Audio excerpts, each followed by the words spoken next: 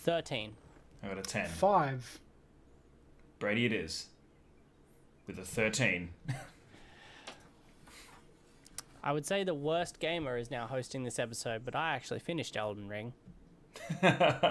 So, here we go for our Chatter Game of the Year. I'm Weird Brady. flex, but we got okay. we got Chase, we have Justin. It's not a weird flex. Finished games. We're going to talk about some things that should have been Game of the Year, things that are Game of the Year, surprising runners-up, and things that didn't even deserve to be in the list. I think we'll let Jace talk, as he's the person who actually knows what he's talking about. No, I don't. But I'll do it anyway. Fake it till you make it, baby. Me every day of my life. Never gonna make it, so I'm always gonna fake it. Fucking A. Imposter syndrome till I die. I didn't swear. It's fine, Brady. Whatever. So I think one of the most important things to focus on this year was there were a lot of games, and everyone talks about how this year was like the best year in gaming for X amount of years and that. Personally, I don't think it was all too different from last year as far as good games and hype. But I think there's one really notable thing that happened this year. So if we think about some of the highest rated games from users or like gamers rather than corporate shills, think of games like Dredge, which is Justin's favorite category, fishing, and Eldritch Horrors. Same it's on thing, my really. wish list. Honestly, it's on my wish list. Dude, it looks so good. It does. Looks so good. Yeah. There's Slay the Princess, Bomb Rush Cyberpunk, Cassette Beasts, Baldur's Gate 3. None of these games are technically AAA titles. Baldur's Gate 3 presents like a AAA title, and it had a bit of a budget, but it was crowdfunded by and large. Yeah, it was in early access for ones. years, where people were purchasing copies early so they could afford to do this. Like, it wasn't something that was just EA threw a bucket of money at it. So thinking about these titles, this year was really bolstered by indies, and I think that's the thing, is indie devs know what people want, and that's right. if we let they them know breathe, what gamers want. They know what gamers want, and reviewers clearly don't, because the reviews that came out this year were absolute balls in comparison to what we're actually seeing coming from player reviews. So I'm talking about like your mainstream, all the media and what their reviews were saying about a lot of these games, especially Starfield, but we won't even dive down that rabbit hole too much on this episode. But trusting the actual reviews of actual gamers, I'm not surprised at all that it's going down the route of non-AAA titles. When you see things produced out of the butthole of EA like Modern Warfare 3 and, Starfield being this huge thing that Bethesda tried to brag about for so long, and the reviews that came out about that through your main media, I just feel like a whole lot of money has exchanged hands in that way. So it's not a surprise to me at all that Cassette Beasts and things like that are in that list. So anyway, yeah, that was my input. Yeah, no, that's absolutely spot on. And like, even just thinking about that at the moment, Overwatch 2 technically came out in 2022, but I was going to say that is a game with a monstrous budget, and that is currently scoring a whopping 2 out of 10 on Steam. Yeah. So gives you an idea of how AAA's dealing with the industry right now. That's exactly right. Talking about all these cool little indie games, there are a lot of games that we didn't get to play because we're poor, and that's it. We're just poor. That's it. We're two versions of poor though. We don't have any money, so like and subscribe if you haven't already, you schmucks. And 2, we don't have any time, so like and subscribe even more, so then we have more time to do this crap. So yeah, absolutely. But yeah, One like means 1 minute of gameplay for us. Oh my gosh. Yeah, I don't have that that's sort of at time, least- man. that's at least one Dark Souls run from me, man. I don't know what you guys are on. Half-Life. Represent. So there are a few games that we couldn't play because we're all poor, time and fiscally. What was on your list to play that you just haven't got around to yet? One of my main games that I was looking forward to this year that I didn't get around to was Sons of the Forest. Played I remember the you tagging Forest. me in that a lot. Well, yeah, and still haven't. It's on my wish list. It will most likely be a Black Friday sales thing, or potentially just thereafter. But yeah, it's up there, and I think the Forest came out and it was real freaky, and it just had a lot going for it. And this one just seems to have a little bit more, and they haven't changed the game entirely. They've just improved on it overall. So I think that's really cool. So Sons of the Forest was one of the ones. Bomb Rush Cyberpunk, which you already dropped in there as well. That just looks like a hell of a lot of fun. And yeah, I think that's just going to be one of those really fast-paced, like easy to jump into, easy to jump out of games. So that was in like near the top of my list of missed games. But I'm talking a lot. So Brady, what are your thoughts? What are the ones you missed? I didn't miss a lot. I didn't get to play as much as I wanted anyway. I do own a game that I haven't touched yet. So I actually, worse than just haven't got around to it, I've got it and haven't touched it. I haven't even not forgotten to go to the store or not buy it. And that's this year's Zelda game that everyone raved about all over short form media of building random shit. So that's Tears of the Kingdom, I think. Yeah, and I played the original, too. so that's totally up there, Yeah. like the top of the list as far as ratings are concerned, as far as like potential to take the poll. Like that's up there. Yeah, yeah, and 100%. honestly, I can sort of see why, because like I'm not a big Zelda guy, but Nintendo, for all their faults, they haven't fallen in the trap of living out of microtransactions or constantly trying to rehash the same game over and over again. Zelda has been around for an eternity, but it is a constantly evolving beast. It's always the same core concepts, but they constantly revamp what they're doing, and they are just making a game that gamers will enjoy. Yeah, And dramatically you've got to different give from credit Breath to of that. the Wild, and so they've done the right things for the gamers in this one. I think feels like Breath of the Wild, but then plays totally different with this whole like creation concept behind it. So, which is awesome. Yeah. Yeah. Yeah, 100%. So I haven't played it. I just have it. So that's kind Damn. of sad. I haven't finished a big one, and another one that is kind of a surprise contender for Game of the Year, so we'll talk about it later. But I thoroughly enjoyed playing both, and I just haven't finished them. So that's sad. I did finish a few more games this year than I had thought I had, which was cool when I was writing my list. But unfortunately, 1, 2, 3, all disappointments. Damn. Yep. Remnant 2 is on my list, and I have it now.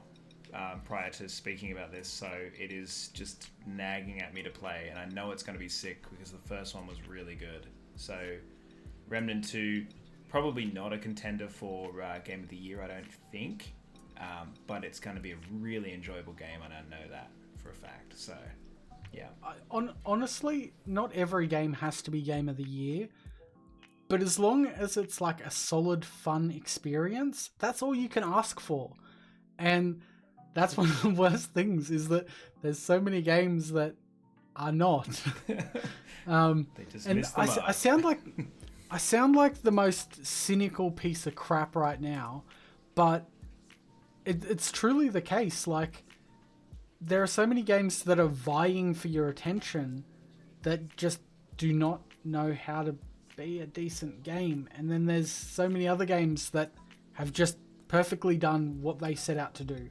They're not going to change your life, but goddamn, are they gonna give you a good time for however long you're with them? Agreed. So a couple of examples of those ones that really didn't capture an audience and attempted to. Atomic Heart. So I don't think we actually talked about this much, but I did dive into this game for a good chunk of hours just to give it a good hard crack.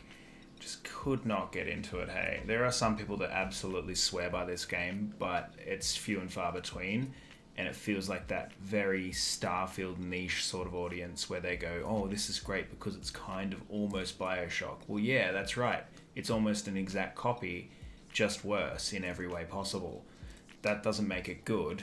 That makes your nostalgia kick in and want it to be good. So, terrible game. And Redfall was another one that came out and was almost an immediate flop for Xbox. Yeah. So, for Microsoft as a whole, that one probably would have hurt them a bit, even though it did come out on Game Pass for free. It still flopped hard. So, those two were just straight out of the gate disappointments with a fair bit of hype built up thanks to Microsoft. So, yeah, they're down the bottom of my list, obviously. They don't even come close.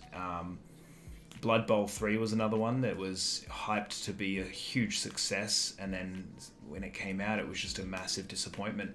I had it lined up, ready to buy it, and a couple of mates bought it and just went, man, don't even. Like, just play Blood Bowl 2 and enjoy that because it's a mess. Yeah, so they were the bottom of my list. Another one that only just recently came out, Detective Pikachu Returns on Switch. Another one that was just flopped out there for the world to see. My partner's playing that. It's I think rough. What she didn't realize, it's because the movie came out and there's a lot of like in the West, because it is a sequel game. So there was Detective Pikachu and this is a sequel. Yeah. People saw the movie and thought, oh my gosh, like there's a game about it. They didn't realize necessarily it's a sequel. They thought maybe it's a sequel to a video game. Yeah. Yeah.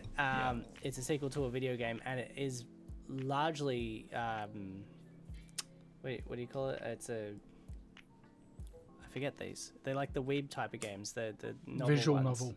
It's very visual novel. That is largely the game. The issue I have isn't with the visual novel part. It's just with how bad it looks. It just looks like absolute rubbish. Yeah, it looks like they ported over some old Pokemon stuff, to be honest. Like it really reminds me of like some old DS game. Because it looks like they didn't do anything except for call it a sequel. Like it just looks like trash. I mean, the same thing happened with the new Mortal Kombat as well. Looks fantastic on consoles and on the PC, but man, that Switch port was straight up nightmare fuel. I am loving the memes, the side-by-side comparisons. I don't know what people expect from essentially a handheld compared to stripped down gaming PCs. I don't know, like I expect Steam Deck maybe. Yeah, I was going to say Steam Deck. That's different. That's different, you know. No, I get that it's a family thing, but then why even do it? Like, why are they bringing out these huge games like God of War and, you know, all these things on your Switch? Like, it's probably a bad example because it probably isn't even on there, but like they're bringing out everything on Switch, and it's like, why are you doing that? You know what I kind of miss, as weird as it is? Do you remember when a game used to have like different versions? So, for example, like you would have, say, I don't know, Ninja Turtles, right? And the game on consoles and PC was one version, and then there would be like a Game Boy Advance version that was absolutely nothing like the console version. It had a different story. It might have been a fighting game compared to like a beat 'em up on consoles and that. Yeah. That was wild. Bring back that. Give me the Wild West on the Switch. That's right. Like, I want to buy a game for Switch that's on other platforms.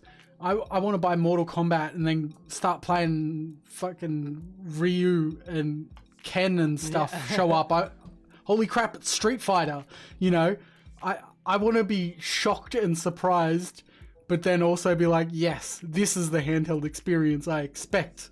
Yeah, agree. I like it. Yeah. Are we talking bottom of the list now? Is that where we're at? Well, you just moved on, like just dragged it into the mud, didn't I? Yeah, we don't even worry about the games I didn't play. Oh yeah, I suppose. What didn't you play then? You schmuck. All right, we're going to smash through it because my list is longer than your bottom of the barrel list.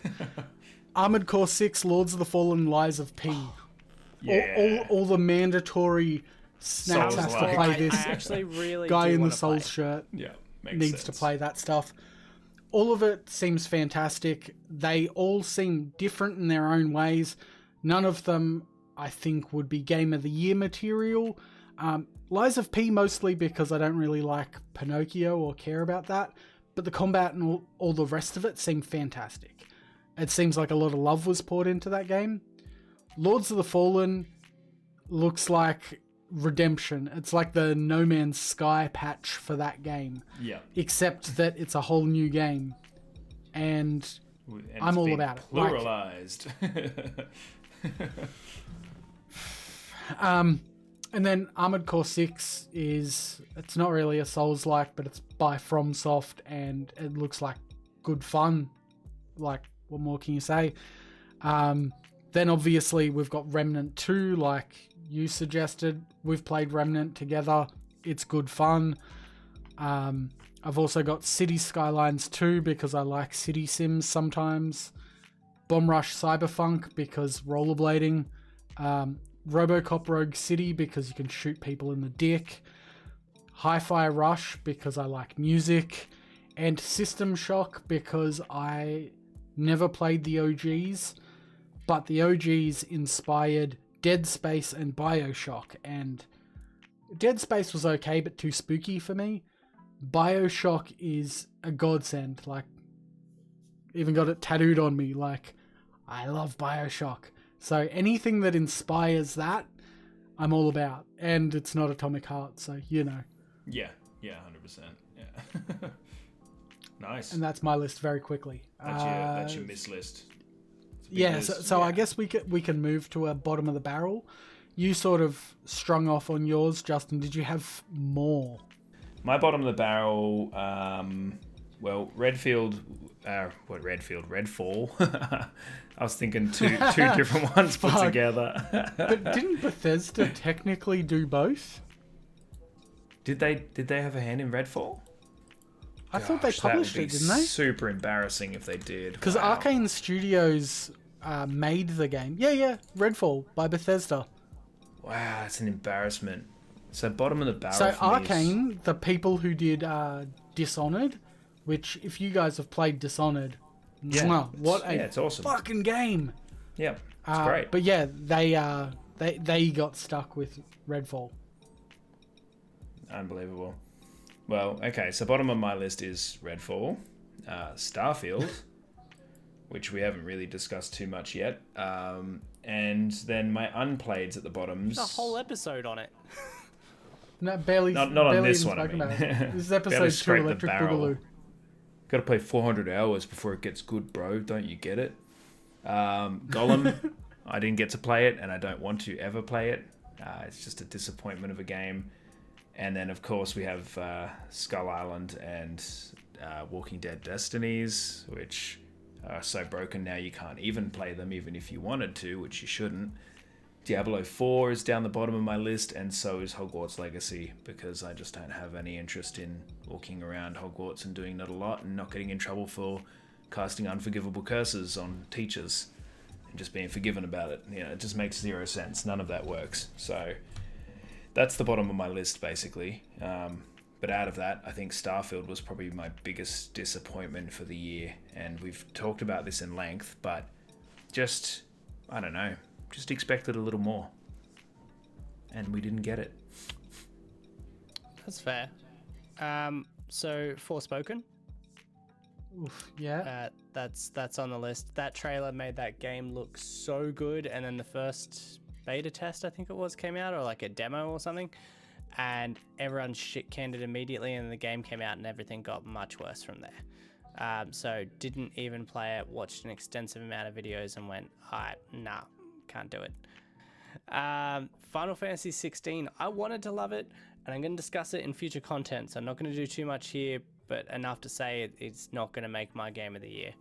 Hogwarts Legacy, same things Justin said, except I actually did play the game, completed the game. Bubble shields in combat that change color based on what spell you're supposed to use in 2023 has no business being in video games as far as I'm concerned. Let me play how I want to play. Don't force me into using your variety of spells because you went to the effort of making the lighting effects on them. I don't care. I shouldn't be using summoning charms in the middle of a fight because it's like, oh, they got the yellow shield or they got the red shield, so you got to use a non-combat spell just to get rid of the shield. That's stupid. What are you even summoning to destroy the shield? Like disappointment. Disappointment, yeah. Vicious Spider-Man 2. Now, Spider-Man 2 cops up for me for a few reasons. We've discussed a little bit about it. The comic book lines are there, the story's there. They just flogged it and put them on different characters instead of following the exact story, which I don't know if you want to credit them for that or you want to blame them for deviating too far from the material. Depends on what kind of fan you are. It was just so much more of the same, and they're charging decent pennies for the game at this stage. It's 124 Australian for the base game, which is like, oof, you're charging a lot for a game that you're obviously going to have DLC. That's the other thing I have a problem with. Any game that leaves deliberate holes is getting further down my list all the time. If you add additional content because people enjoyed it, or maybe you were approaching a deadline or something and you went, oh, we'll pull this out, perfect it instead of putting it out half done, I can forgive that to a degree, although I'd rather you just move the date back. But if you're leaving what, like, say your characters discover a certain thing and then that just gets left for the rest of the game, like they never chase up on it, I know you're bringing that back later for $30. Like I just know it. It's not like there are certain exceptions where I think that works well. A good example is like Cyberpunk's DLC. So what you guys might realize when you eventually pick up Cyberpunk is that there is an area out near Pacifica that's just completely walled off. And while I was playing the game my first playthrough, I didn't even pay much attention to it. I was just like, oh yeah, just a walled off area, whatever. But that's where the new DLC is. But not a whole lot is mentioned about that area, except that you see that it's walled off. That's different to me. They've put it there so it doesn't feel crappily inserted later, but they haven't let you get close to it and then pushed you away from it and been like, don't worry about that. We'll charge you for that later. Like, yeah, exactly. It's a little different. That's like leaving... Yeah, they didn't have to revamp the whole story or come up with some bullshit for your DLC. They were like, oh, that is there. We thought about this in case you liked it, but we didn't tease you with it and then pull it away. So yeah, Spider-Man 2 does not make top of my list, so it gets a mention in my bottom of the rung. So, you guys have all mentioned your bottoms, but just thinking about mine for a moment. I've only got one. I only have one, because there is only one bad game I've played this year, and that is probably because I keep being like, new game's coming out. I'll get that when I can be bothered. And then by the time I go to actually buy a thing, it's already discovered that it's absolute garbage and I won't even bother playing it. So my system is perfect and I'm an amazing gamer. That's really the recap of it all. Less disappointment. Correct. But my one disappointment also, by default, becomes my biggest disappointment. And it's all Brady's fault because he gave me a free copy. It's Starfield. I was going to say, if anything, I should be praised because you didn't have to pay it. Well, I wouldn't have paid for it anyway, but now I got to experience 60 hours of disappointment. It's like the world's worst sexual experience. That's what I aim for, baby. 60 hours of disappointment. Damn, the best I can offer is about 45 to 50 seconds. It's the Brady documentary. 60 hours of all stamina. all stamina, no skill. Yeah. That's all it is. He's got that white boy I didn't rhythm. even mention it because we did put it, well, like we did an episode and we were all very clear about our thoughts, but wow, what hot garbage. Yeah, I think I'm glad the other that part it's finally starting, the tides are finally turning on it though. Like, people are finally starting to jump on board with our, opinion on this, because when we brought that video out, I feel like High and Wide, they were actually sort of praising it still. And then all of a sudden you see this trend where it flips and everyone's like, hold on, actually, I haven't done anything. I've achieved nothing. This game is garbage. I'm loading in between everything. This is nothing. Like, there is nothing to do. The story sucks. What am I doing? Yeah, honestly, like, going back to Skyrim as I've been doing lately, and comparing that to Starfield, it actually feels like a step back. And, like, I have my criticisms about Skyrim as well, but holy crap, Skyrim is miles above what Starfield achieved. Because it feels like Skyrim was handcrafted and made with actual love, whereas it feels like Starfield was like, we've got some really cool ideas, and we're just gonna just shove this all together with some assets that we already created. Let's make over like 1,000 planets. Like, I think that's, it's a good start. Right? No, we're not gonna make them. We're gonna create an engine to procedurally generate them, because who even needs to actually make content these days? Makes sense. I mean, just go straight for it. Yeah. Like, I actually thought that was one thing that annoyed me with, like, Skyrim and Oblivion, is that, like, there's a lot of caves that you walk into and you're like, wow, this feels like the exact same cave I walked into 10 minutes ago. But to circumvent that, they created wholly different planets that are just different, absolute barren wastelands. Yeah. Which Thanks, you need to Bethesda. walk.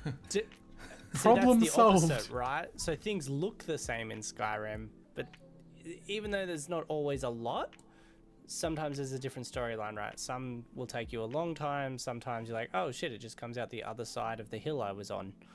Yeah. Other times you find one book. Sometimes you find nothing, which kind of plays into the world of it. Like, people have lived here, people have been here a long time. Whereas what they've done with Starfield just feels like, oh, we're playing a space game at the beginning of space travel or something, because half of these places have nothing.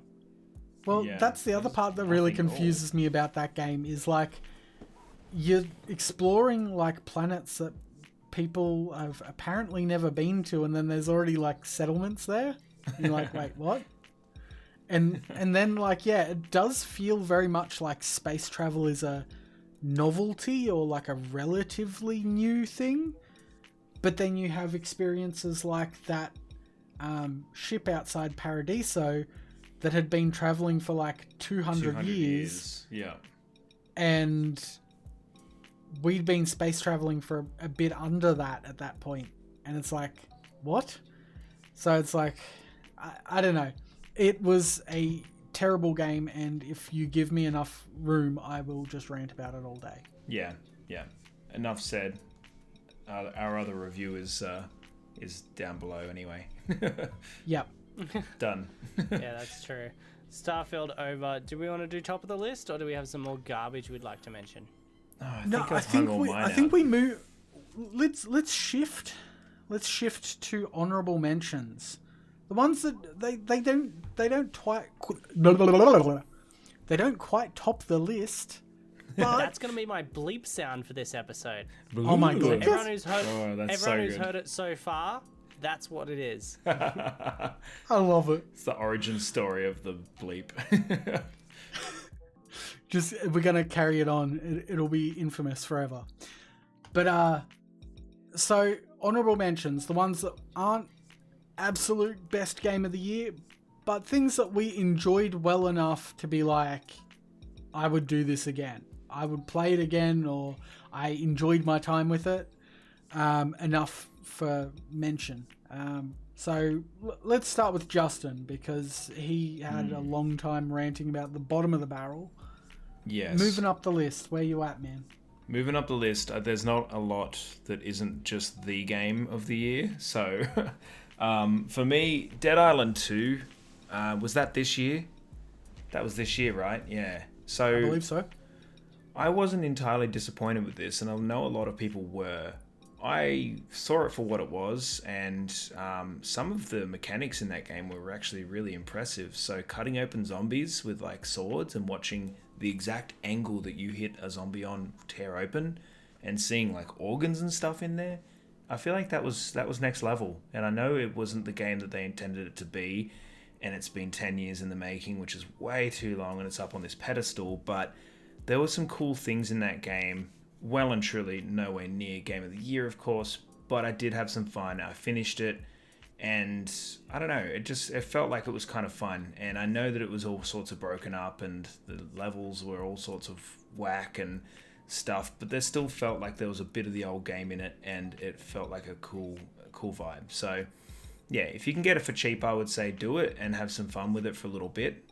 Don't expect anything, life altering, but that would be an honorable mention of mine. So, yeah.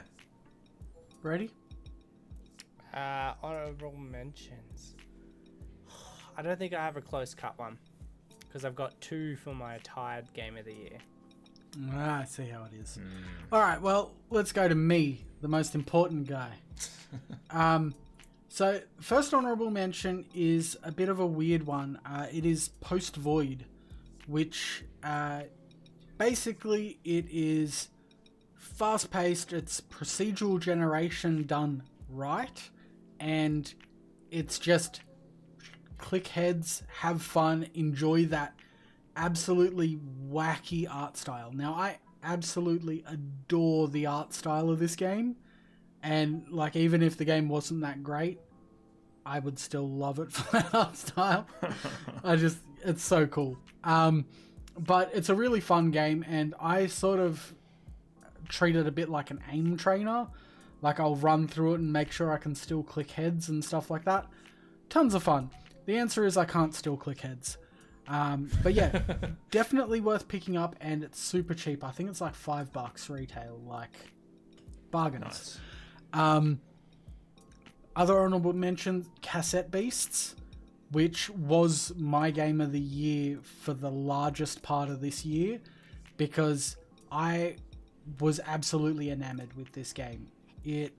Soundtrack, gameplay, mechanics, everything, absolutely perfect. It only got edged out by the winner because of what the winner is, and just because that style of game suits me a bit better than the Pokemon clone JRPG style. So yeah, that's really the only reason that's not right at the top of the list. And then DLC for mention, Cyberpunk 2077, Phantom Liberty. I'm talking like Brady tonight, man. These tongues are getting way too tired. But Phantom Liberty, what can I say? It's more Cyberpunk. It is a fantastic storyline. Some unexpected twists.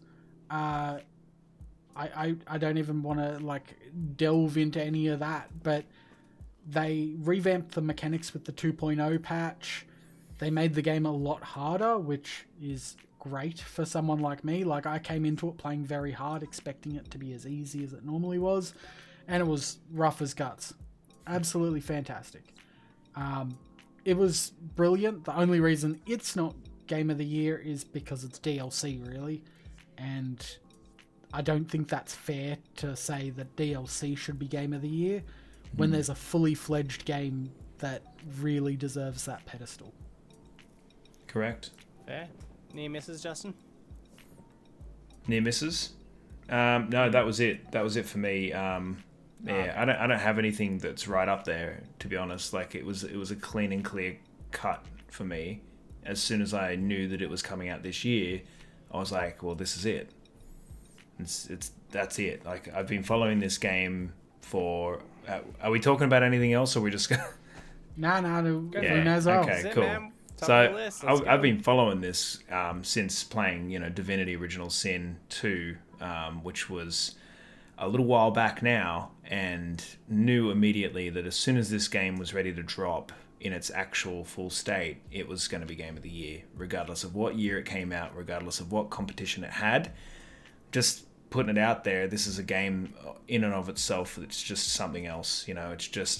it thinks of every angle. It thinks about the players. It thinks about how D&D works inside of a video game. And of course, we're talking about Baldur's Gate 3. Like, if you haven't already realized that, by Larian Studios, it's next level sort of thinking as far as a game is concerned. It has that sort of style that Mass Effect has done very well in the past, where conversations can go different ways and mean different things. Relationships can be built, but to a whole new level when you talk about the crazy sort of things that can happen on a tabletop can still happen inside of this game to an extent. Of course, there's limits to that, but there's always going to be a limit because it's a video game and there's only so much code you can write before you break a computer.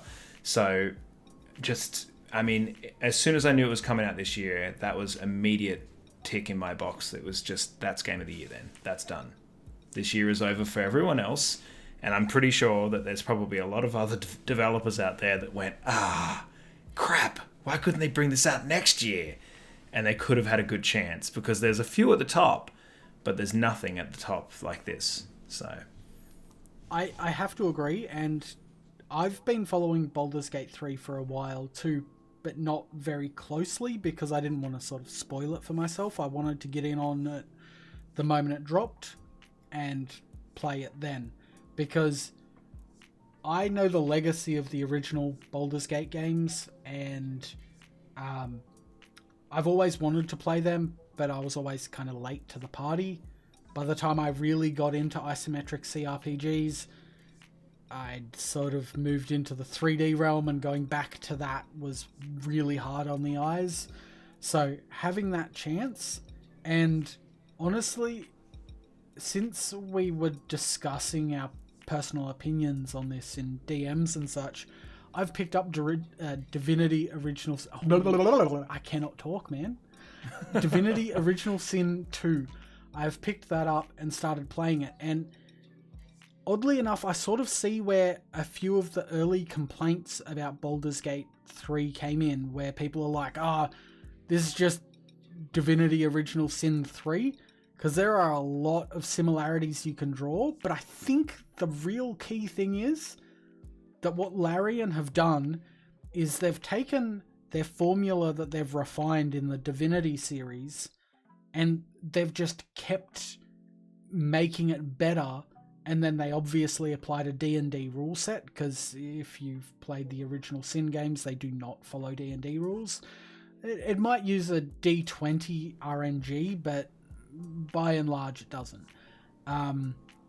And they've basically applied that, and then there's just so much more flexibility. Like, there's not a whole lot of a distance between Original Sin 2 and Baldur's Gate 3's releases, but there is so much more, like being able to like throw potions at people and heal them, or the fact that you can equip salami, you know, the fact that anything in your inventory you can just throw it for damage. That's so damn cool. I'll let you talk for once, Brady. Go. No, that's okay. I didn't want to actually... I was just going to say, along those lines, one of the cool things is you can do stuff that you think in a tabletop is like, that's a weird thing that's going to throw the DM. And there's a good chance they've thought of it. Not 100% chance, there's a good chance they've thought of it and have done something for it. So there's a character early on. I'm not going to say who, because it's more funny if anyone's watching this and then just tries it with all of them. If you kill them and bring them back, you actually have a better relationship. That's wild. Like, that's not how video games typically behave. Somebody thought, we want to give real personality to our NPCs, and how can we do that? And then how can we add this random mechanic that people are just going to have to find? Like, they're this not is gonna like know the about that Red any Dead other way. Redemption 2 of its time now, where like even now videos are coming out for Red Dead and they're like, did you know this? And this happens if you do these things. You know, like Baldur's Gate is going to be going for a long time still, where if you're playing a specific type of character and you have a specific conversation thread with this NPC at this point, and you've done X, Y, and Z, then you know the stars all align, this totally unique thing will happen. Like, it's going to be like that for a long time. I can see it happening. Like, there are already like low percentile videos coming out where like people are like, only 0.01% of people have ever seen this or done that. So it's just like it's going to be endless. The possibilities Yeah, are almost endless. It's awesome. I'd like to point out things like, so in our recent playthrough, we should have some clips up on the channel by the time Brady edits this, but in our multiplayer playthrough, I'd never found the dog Scratch. Now, I thought I'd thoroughly played the game. I had 100 hours before touching multiplayer. And I'd still never found Scratch. I'd never gone out of my way to do it either. I specifically avoided guides and stuff like that. But I'd found the owlbear cub. And in the exact opposite measure, Josh had found Scratch but never found the owlbear cub. And it turns out that when you found both of them, under the right circumstances, you can wake up one night and find them cuddling up together, and it's the most adorable thing ever. And like stuff like that is fantastic. Like the fact that they've thought about these interactions, and the fact that you may have this person or that person in your party, or you may not. And like even like party dynamics, like the characters you choose to have in your party determines how certain experiences play out. And they've obviously put a lot of time and love into this game, and putting it on the foundations of a game system that they already were very good at with the like Divinity system. It's a masterpiece. It deserves everyone's game of the year. Yeah, agreed. I agree. Yeah. It only tied for me because of Cassette Beast and because I haven't finished either. So I think I can't give it away because there are so many things about both games that I love that don't necessarily cross over well enough to compare. And until I finish both, I think it's unfair to do so. I think that's completely reasonable, and anyone who said Cassette Beasts is up there as their game of the year as well, I'd be like, you know what? That's completely fair. Yeah. On the interactions thing, if we're just going to talk nice about Baldur's Gate for a second, one thing I noticed about that is you are rewarded for taking breaks in your missions with interaction clips and stuff. So you might skip a lot of that by accident if you're just trying to barrel on through the game and never rest. Mm-hmm. So you're somewhat rewarded by going to camp and resting and all that sort of stuff by getting this story or this interaction that you might have never seen if you didn't do that. Yeah, absolutely. Which is something not a lot of games do. Usually you're somewhat punished by having to be like, all right, let's pause the middle of this mission, go and heal and come back. Instead, it's like, well, you're not just healing, you're taking a minute to catch up with companions and people you've met along the way. Which is that's actually something worth mentioning from Divinity, right? In Divinity, to rest, you just click on your bedroll and call it a day. Like, that's it. You just instantly rest, similar to like the short rest mechanic. Mm-hmm. So there's no real downtime where it's just you and your crew just, having a few beers and throwing a severed leg to your pet dog or anything like that. Yeah. Like, it's always like you're just constantly moving. And that's what makes me feel like these guys brought their soul and like the heart back into this. Like, they've learnt from experiences probably firsthand playing D&D that some of the coolest stuff happens in downtime rather than the action bits. It's not all about rolling for initiative. It's about those in between moments as well. Yeah, well, like even just some of the like silly things that can happen, because like we've all been at the table and terrible things have happened, like in Cyberpunk, you sliding into a car door instead of actually jumping over it, and Brady doing pretty much anything. You guys used my bedroll as cover from the rain. Yeah, stuff like that. Like, downtime and just experiences absolutely make the tabletop experience. And there's so many times that, like, even not necessarily like just hanging out at the camp, but there's times like where we had beaten Minthara, I stole all her clothes and then put her underwear on, and then I think I think you, Brady, were the one who tried to pull the tadpole out of her brain, and it cuts to the cutscene, and she's just full naked getting a tadpole pulled out of her eye socket. I'm like in hysterics. Josh, actually.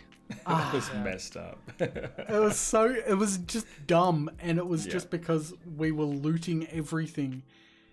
And it was just such a silly experience, but it was so fun. And, you know, they've converted that really well into game. Like, it's as close as you can get to tabletop without your eyes getting wet. Yeah, 100%. 100%. Yeah.